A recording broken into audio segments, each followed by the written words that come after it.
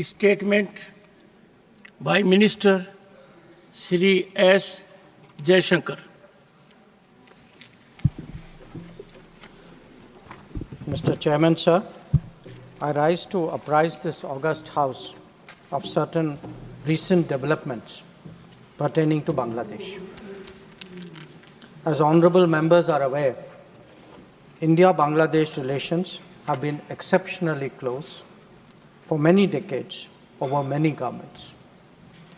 Concern about recent violence and instability there is shared across the political spectrum. Since the election in January 2024, there has been considerable tension, deep divides, and growing polarization in Bangladesh politics. This underlying foundation aggravated a student agitation that started in June this year.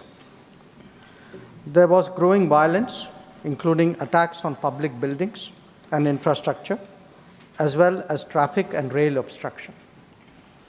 The violence continued through the month of July. Throughout this period, we repeatedly counseled restraint and urged that the situation be diffused through dialogue. Similar urgings were made to various political forces with whom we were in touch. So, despite a Supreme Court judgment on 21 July, there was no let-up in the public agitation. Various decisions and actions taken thereafter only exacerbated the situation. The agitation at this stage coalesced around a one-point agenda, that is that the Prime Minister, Sheikh Hasina, should step down. On 4th August, events took a very serious turn. Attacks on the police, including police stations and government installations, intensified even as overall levels of violence greatly escalated. Properties of individuals associated with the regime were torched across the country.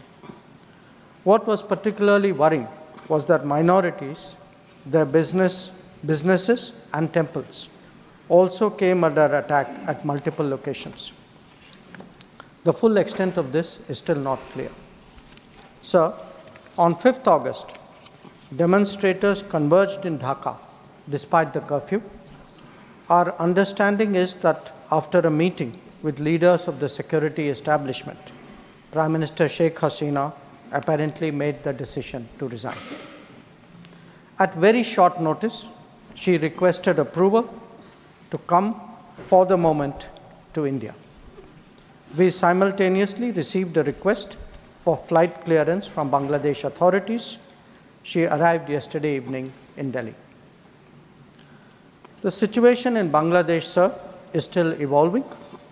The Army Chief, General Waqar-uz-Zaman, addressed the nation on 5th August. He spoke about assuming responsibility and constituting an interim government. We are in close and continuous touch with the Indian community in Bangladesh through our diplomatic missions. There are an estimated 19,000 Indian nationals there, of which about 9,000 are students.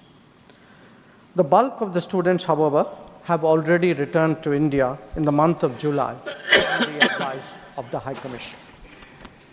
In terms of our diplomatic presence, in addition to the High Commission in Dhaka, we have Assistant High Commissions in Chittagong, Rajshahi, Khulna, and Sylhet.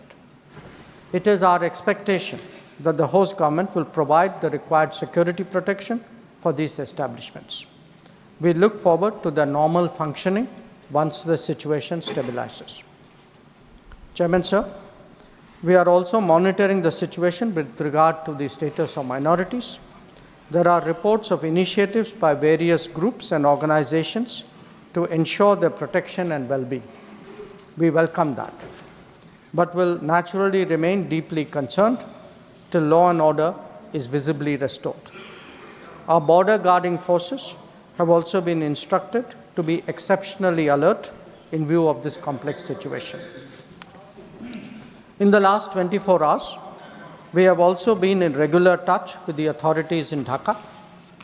This is the situation as of now. I seek the understanding and support of the House in regard to sensitive issues regarding an important neighbor on which there has always been strong national consensus. Thank you.